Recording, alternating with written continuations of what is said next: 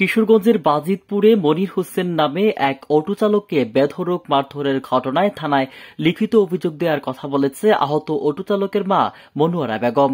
উপজেলার সরারচর ইউনিয়নের নূরপুর গ্রামের মোহাম্মদ ফারুক মিয়া ও সবুজ মিয়া সহ মোট 7 জনকে আসামি করে থানায় অভিযোগ দেওয়া হয়।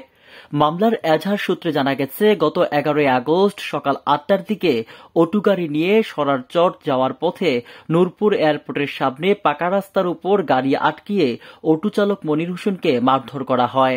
এতে গুরুতর আহত হয় অটো চালক মনির হোসেন। আহত অটো চালকের বড় ভাই মোহাম্মদ হাবিব মিয়া জানান, মনিরকে দেশীয় অস্ত্র দিয়ে বেধড়ক মারধর করে হত্যার উদ্দেশ্যে গর্তের পানিতে ডুবিয়ে রাখে। বর্তমানে তার ভাইয়ের অবস্থা খারাপ। ভাগলপুর জহুরুল ইসলাম হাসপাতালে চিকিৎসাধীন অবস্থায় মৃত্যুর সাথে পাঞ্জা লড়ছে সে।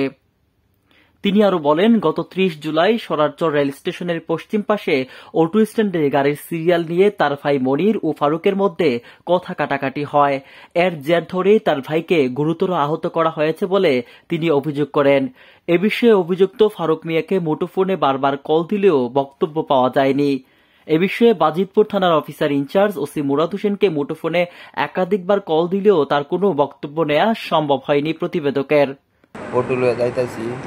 এমনি দিই ফারুকে খারে দিয়েছি, পরে দিই জুড়াতে একটা লাড়ি পাওয়ারটাছে, পরে আমি কি করছি, লাড়ি পাওয়াটা দেখিয়া আমি চাবিটা লুয়ে দৌড় মারুন পিছাটা দিয়ে আর বড় ভাই কারা আরে আমার বের মাইতে পালাই দিছে, পালায় সুগন্ধা দুইটা ওই পরে ইচ্ছা মতো বাইরে ছাড়া 2 ভাই আর দুই ভাই 2 বউ উদা ইন্দা গেছি। ও একজন অটো চলা, একজন আরেকজনে আফতাবের মধ্যে কাজ করে নাকি। মূলত হইলো অটো সিরিয়াল স্টেশনের মধ্যে একটু ঝগড়া হয়েছে, এরা মামলা হচ্ছে, পরে আব্বারে ধরে নিয়েছে টিয়াদা চুড়া মোড়া আনছি। পরে পুলিশেরা কইছে এটা শেষ করে দিব, পরে পুলিশেরাও পারছে না। পরে 10-15 দিন পরে আমার এল্লা পাইছে।